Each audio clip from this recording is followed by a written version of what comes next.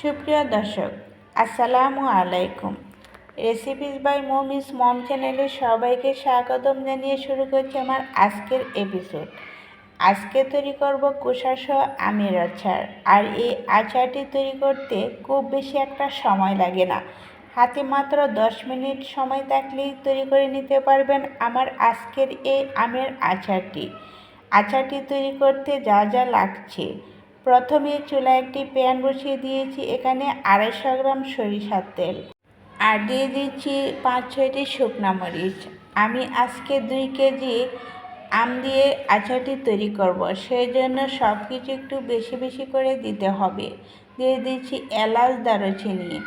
আর এই এলাচ দারুচিনিগুলো আমি এই তেলের মধ্যে ভেজে নেব। দিয়ে দিচ্ছি 1 টেবিল চামচ 5 ফোড়ন। প্যাকেট যে 5 ফোড়নটা আছে সেই 5 ফোড়নটা আমি দিয়ে দিয়েছি।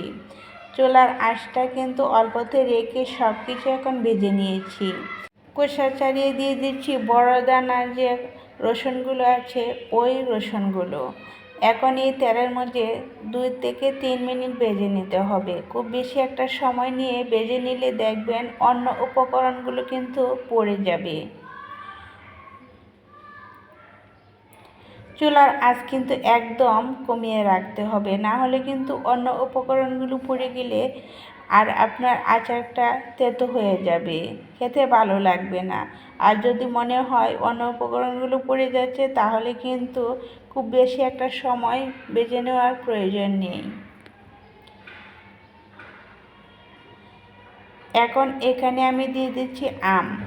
আমি একটি আম খোসাসহ 4 ভাগ করে কেটে নিয়েছি। এভাবে আমি সবগুলো আম কেটে নিয়েছি। আমি আম নিয়েছি 2 কেজি। আর সবগুলো আম খোসাসহ কেটে তারপর পরিষ্কার পানি দিয়ে খুব ভালো করে ধুয়ে তারপর পানিটা ঝরিয়ে নিয়েছি। পানি থাকা যাবে না, খুব ভালো করে পানিটা ঝরিয়ে তারপর এখানে আমগুলো দিয়ে দিয়েছি। এখন দিয়ে দিচ্ছি শুকনো মরিচের গুঁড়া 1 টেবিল চামচ। আর দিয়ে দিচ্ছি এখানে স্বাদ মতো লবণ। দিয়ে দিচ্ছি হলুদের গুঁড়া পরিমাণ মতো 1 চা চামচ হবে। খুব বেশি একটা হলুদের গুঁড়া দেওয়া লাগবে না, শুধু কালারের জন্য দিতে হবে। আর মিষ্টির জন্য দিয়ে দিচ্ছি চিনি। আমি এখানে 1 কেজি চিনি দিয়ে দিচ্ছি, কারণ আমার এখানে আমটা অনেকটাই টক।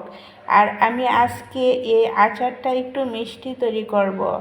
আপনারা চাইলে চিনিটা আপনাদের পছন্দ মতো করে দিতে পারেন, কিন্তু এই আচারে যদি আপনারা চিনির পরিমাণটা আমার মতো করে দেন তাহলে দেখবেন আচারটা খেতে অনেক বেশি মজার হবে। 2 কেজি আমের জন্য 1 কেজি চিনি অবশ্যই দিতে হবে। সব কিছু একসাথে মিশিয়ে নাড়াচাড়া করে চুলার আঁচটা একদম কমিয়ে রেখে ঢাকনা দিয়ে ঢেকে রেখে দিয়েছি। তারপর দেখবেন চিনিটা গলে যাবে। চিনিটা যখন গলে যাবে তখন দিয়েছিলাম এখানে 1/3 কাপ ভিনেগার। এখানে আমি সাদা ভিনেগার দিয়েছিলাম, ওটা স্কিপ হয়ে গিয়েছে। তারপর আমি ঢাকনা দিয়ে ঢেকে 10 মিনিট রান্না করেছি। 10 মিনিট রান্না করার পর সবগুলো আম ভালো করে সিদ্ধ হয়ে গিয়েছে। সিদ্ধ হয়ে যাওয়ার পর এরকম হয়ে গিয়েছে, দেখেন কীরকম হয়েছে। এখন এখানে দিয়ে দিচ্ছি প্রথম যে 5 ফোড়নটা দিয়েছিলাম, গোটা 5 ফোড়নটা আমি টেলে নিয়েছি। ওই টেলে নেওয়া 5 ফোড়নটা গুঁড়া করে নিয়েছি আদা ভাঙা করে। ওই আদা ভাঙা করে 5 ফোড়নটা আমি এখানে 1 টেবিল চামচ দিয়ে দিচ্ছি। খুব বেশি একটা দেওয়া যাবে না, আর আপনারা আপনাদের পছন্দ মতো করে দিতে পারেন। আমি আমার পছন্দ মতো করে দিয়ে দিচ্ছি। 1 থেকে 2 টেবিল চামচ 5 ফোড়ন দিয়ে দিলেই হয়ে যাবে। এখন 5 ফোড়নটা আমি এই আচারের সাথে ভালো করে মিশিয়ে নিচ্ছি। খুব বেশি ঘাঁটাঘাঁটি করা যাবে না, তাহলে কিন্তু আম আর আমের যে উপরে খোসাটা আলাদা হয়ে যাবে, তাহলে দেখতেও ভালো লাগবে না, খেতেও ভালো লাগবে না। আমগুলো দেখবেন একবারে গলে যাবে।